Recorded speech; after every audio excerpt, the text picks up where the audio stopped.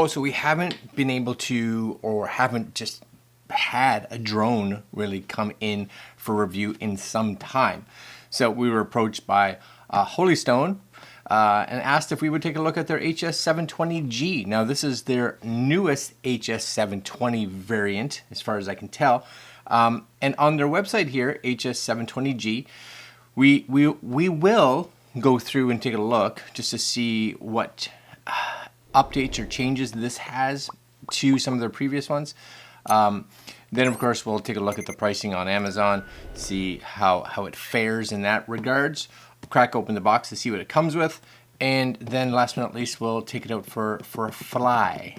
But I'm gonna see if a friend of mine can let me head on over to their place, because they have a nice large open field, nice views.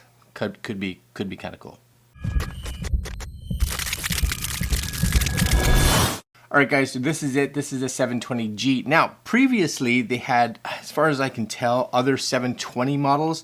I think a lot of them didn't come with like the 2-axis gimbal, lower flight time, etc., etc. But this one here, 720G, as it says, GPS drone with 4K camera and 2-axis gimbal.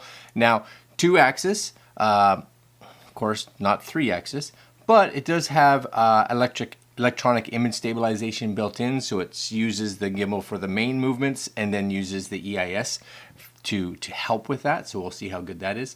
4K camera, 5 gigahertz transmission, EIS and gimbal, as we saw, 26-minute battery life, so we'll see what we can get. 32,000 feet is a transmitter distance. I'm not definitely going to fly it out that far. I have a feeling if we can get half of that, I'll be pretty pleased. Brushless motors. There is a little video online if you guys want to take a look. As it shows here, dual anti-shake configuration. And enjoy the moments. Follow me mode, point of interest mode, tap fly, which is kind of cool, sort of like waypoints, right? Great aid to area filming. They have a headless mode, which means that no matter how it's flying, forward is always that direction, backwards is always that direction. So even if the drone turns, forward pushes that way, right? So for a lot of beginners, it's kind of nice, because you know, if you can't really tell where it is, if you pull back toward you, right, then the drone's going to come back toward you no matter what angle it's spinning in, which is kind of nice. You can do a 5x zoom. Not that I would actually do that, but you could. And this is an image here of what it looks like it comes with. But let's crack it open. Let's crack it open, shall we?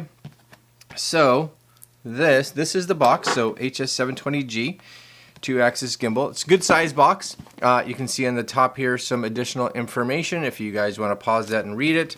And on the back, again, some additional information. I'll just kind of get it out of the light there so you guys can read that as well. Very cool. And crack it open. So interesting. I always like to see other companies, I think outside of like DJI, of course, making drones that are consumer focused, because you know, let's say DJI, and I'm a person like this too. Like I have a couple DJI drones. Do I fly them? Well, I fly them on occasion, but not as much as I'd like to. So for a lot of people, you know, investing $600,000, $700,000, $800,000, $1,500 on something that they try and play with for like the first week, and then they're like, I don't really use it that much. That's a lot of money. So I know here on Amazon Canada, for instance, you're looking at $400 Canadian. There's a $20 off coupon right now, 4 stars. So, you know, it could be a great way to get into like especially a GPS-based drone that has a gimbal for stabilization, so that you can get some really good footage back. It gives you, you know, some confidence, allows you to learn how to fly with a drone that has GPS, etc., etc. So without having to, you know, break the bank. And did I swear I just cut that. I swear I did. All right, so let's see how this opens. All right, so inside here we get, now it's a lovely case. You guys can see it's in a bag here. It's put together really nice.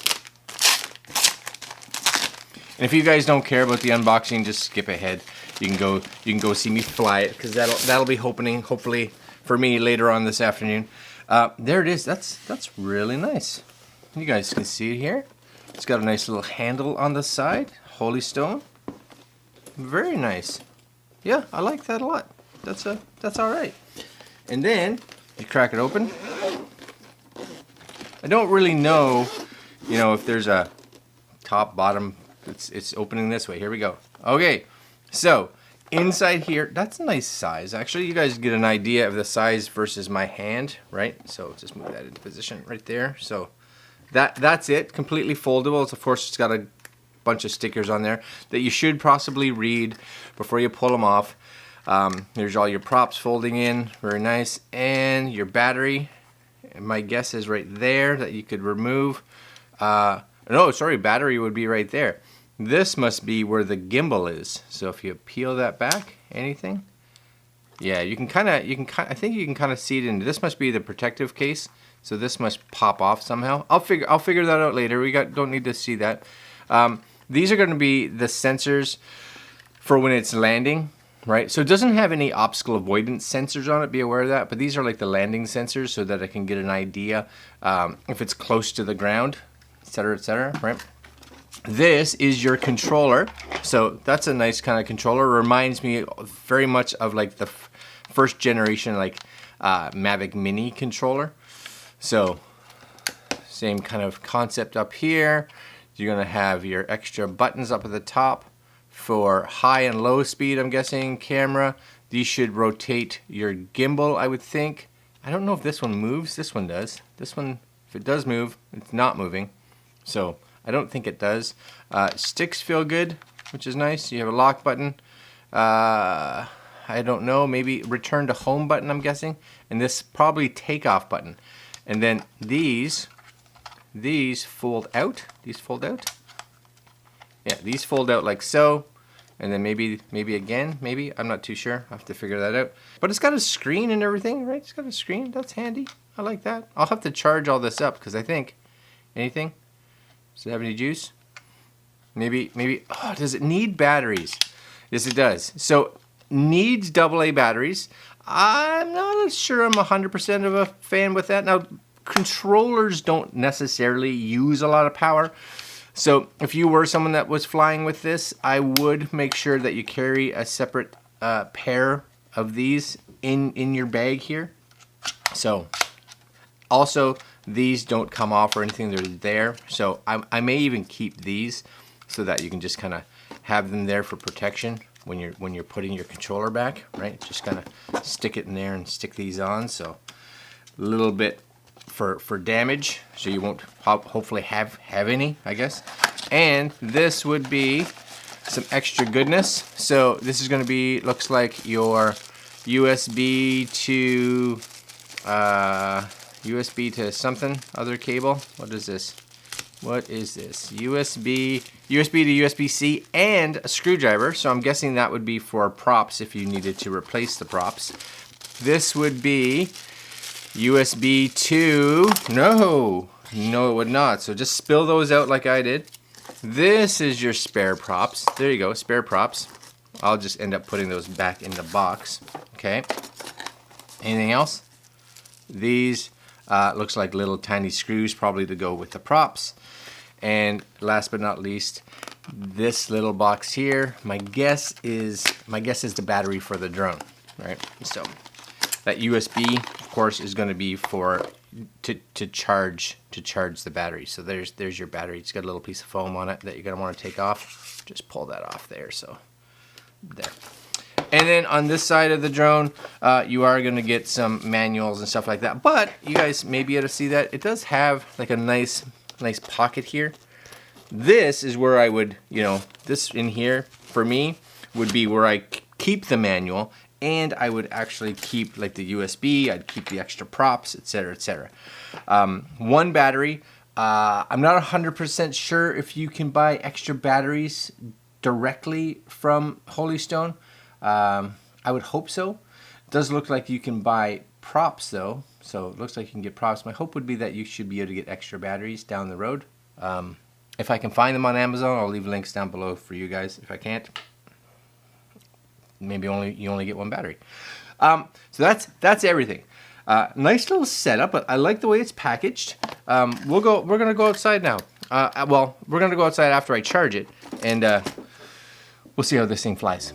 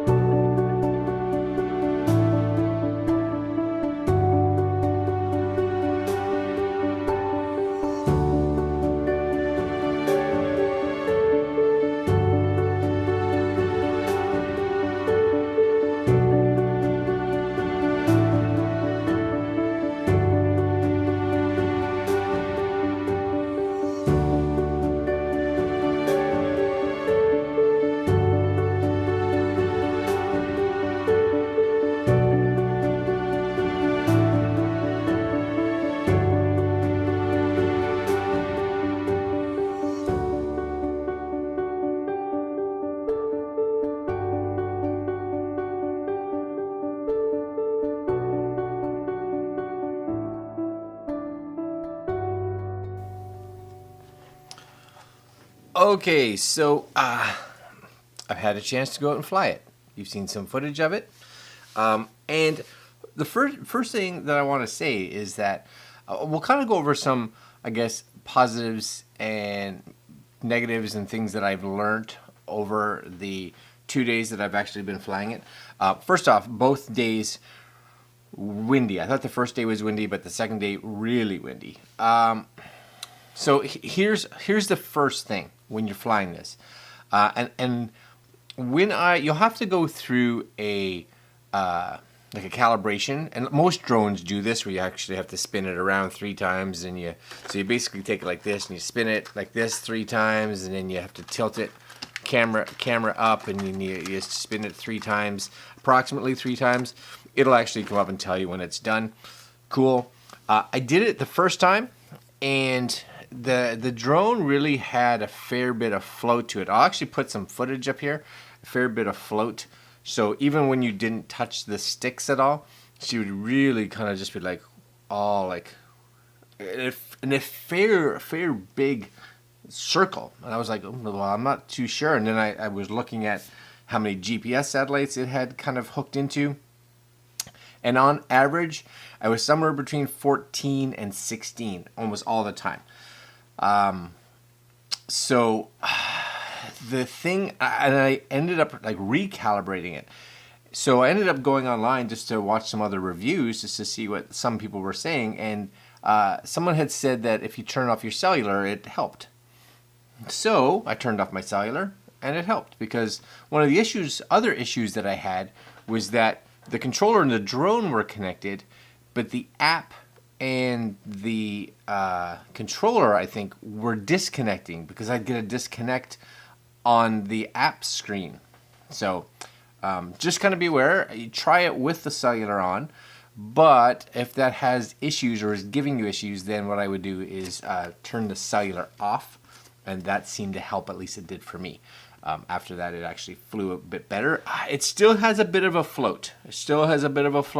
If you compare it to, let's say, my Mavic Mini or the Mini 2 that I have. The Mini 2, when it hooks into the satellites, it's like fit. Like it's not moving. This one's definitely got a little bit of a, I'm getting there. It's not bad, but if you are really in a tight scenario, you'll definitely notice that floating that it does. So that's kind of the number one of kind of the negative, I guess. In regards to stability, now I flew it again twice. Not twice, I flew it actually 3 times, but I flew it in 2 different locations at 3 different times, and both times were windy. So I flew it here, just outside the house, and I flew it up, of course, fairly high, and I was actually surprised, and again, it was windy. And if you look at a lot of this video, and if you look at the video that you guys saw just before we started this part, if you look at the trees, they're blowing, right? And if you look in some of these shots that I'm going to put up here, look at a lot of like the trees and bushes and things like that. They're blowing a lot. So just realize that, you know, it was doing actually. Again, you know what? I was like, all right, 2-axis gimbal with the electronic image stabilizer. You're doing not too bad. I'm okay with what you're doing. So you know what? In regards to flight time, again, I probably flew. It says, you know, 20, I think 26 or 28 minutes. I definitely flew. I think it was 23 or 24 minutes before I brought it down. A lot of times I'd fly 10 or so minutes, 10, 12 minutes, and I'd only have one of the lights gone on the back, so only down a quarter. So the battery, I think, does pretty good. Control reaction, and it could be because it's only connected via Wi-Fi. Distance does play a factor, without question. And I'm really giving you guys some, you know, things to be aware of before you buy this. Like, distance does play a factor. So when you really get it out there, like you're still seeing it on the screen and stuff like that, but at fair distance, you know, she takes a little bit of time to react, right? Like if you want to push forward, it takes a little bit of time before that forward happens. So if you're really watching it and you're like, oh, tree, and you're like, move, it does take a little bit of time before, not like a lot of time, but if you're like, move, kind of thing, right? Especially when she's out a little bit further. I found there's just a little bit of a delay. But if you're in an open field and learning and stuff like this, then it's fine, not a big deal. If you're really wanting that really quick reaction, that's something to be aware of. You will notice, because, and I talk about this because if you look at this, right? See this? See these? See how bent up those are? Yeah, I put it into a tree. I did, because I saw the tree. I tried to react to the tree. Plus, with the wind, usually what I would do is I'd see the tree and I'd just let the controller down. And I know on some of my other drones, she'll just vroom and lock. I'm sure she did that, but again, she got that float, right? Where she's like, okay, so I'm supposed to be somewhere in here. And then she just into a tree branch and down on the ground. But dependability-wise, it's flown fine even after that crash. So that's good. Still same set of props. That's cool. The other thing, just kind of move this here. You know what? The controller's fine. The screen is hard to see in a bright light. You got your phone, but it is hard. You really get in the shadow and kind of dip it around. You kind of hit this one to start the props, and then you can take off from here. This is your return to home. Everything works fine, right? It's good. You kind of hold this one, I found, to get it between like slow and sport mode. This one is your camera. Now, just realize, and nobody really, well, I say nobody really shows it to you, but nobody really points it out or seems to. You can't move the camera smooth. So you can't get a real nice cinematic, like have the camera just kind of slowly tilt down or slowly tilt up. It's like fit. Sometimes I'd be like, is it doing anything? Is it nothing? And then all of a sudden the camera go kick, because it's getting the responses. So again, I don't know if that's just an issue with like how long it's just taking it to get that information for sending, you know, that up to the drone. Again, it's a beginner drone. It's something to learn, and I am nitpicking a little bit, but it's something to be aware of, right? If you want to get those cinematic shots, you really want to get the drone to where you want. You want to get it pointed to where you want it to point, and then kind of do your movements. After that, it actually did pretty good. I was like, all right, that's all right. But again, just realize it does have some limitations in regards to moving it, right? The other thing too, is it a super strong? Now I had it up in the wind, right? And the app that it comes with, not a lot of warnings. Like you don't get a like high wind warning or anything, because a high wind warning today would have been useful, because I had it up in the air over water. And it was good. It was locked in place. Like it was good. I was pushing the stick forward, like come on home. And it was just like, I'm like, it's not coming home. So I had to bring it down lower and lower. And then finally I could see it on the screen that it was coming forward a bit. But it was like, I had to kind of know what I was doing, right? A lot of people don't realize, you know, get it down under the wind to kind of, so that's can be a bit of a learning thing. Again, You know, it would be nice to have some kind of warning in the app. But again, I'm trying to think of price point. Last but not least, the gimbal itself seems to hit its extremes maybe a little fast, right? Where, you know, if the drone's really tilting to fly, surprisingly it does keep it pretty steady, but you will get every once in a while these little tick, right? These little chick, they snap, right? And as far as I can tell, it's because the drone is flying and the gimbal is having issues completely countering, or it counters too much and then it flips back. Does it happen a lot? No. But did it happen? Yes. Was I flying in probably much higher wind than most of us would actually fly in? Yeah, probably. Would it happen when there's not that much wind? Doubtful. I don't think so. You know, when I was flying it just around here, it didn't have that. Don't expect, and I want to say, don't expect the same level of smoothness out of the footage that you would get with like a bit of a higher end, especially like a DJI or anything like that. Those really do lock into, but they're 3-axis gimbals, right? So they have that extra. Footage wise, decent. Footage was good, 4K. It's a little noisier than I would say some. I'd say it's fairly low. I would say it's a fairly low bit rate. I don't know exactly what it is, but you can tell that there is some little bit of artifacting. But again, we're budget drone, 2-axis, does have GPS. Can you complain too much? No, not really. It comes in about $400 Canadian. Now I don't know how much like the Mavic Mini 3. Well, the Mavic Mini 3 is probably close to twice as expensive as it. So it's hard to put those two up against each other, right? So, you know, at that price point, I think it's not a bad option. And again, in regards to how we talked about this at the beginning, maybe this is going to be your first drone or first GPS drone, and you're like, I just kind of want to spend a little bit of money, not a lot of money, so that, you know, just in case I'm really not that interested in it. Then yeah, it's probably a good option. It's not bad. It comes with a nice case, comes with everything. Battery lasts decently. Just charge it with USB. That's kind of nice. Extra props.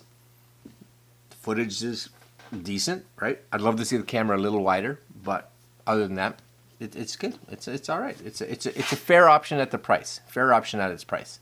All right, my friends, that's the Holy Stone. What is it? I can't even remember what it's called now. The 720G. HS720G? Yeah, that's it. You've seen some footage. I'll let you make the decision whether you think would be worth your money or not. And that's it. I will put links down below to where you can pick it up.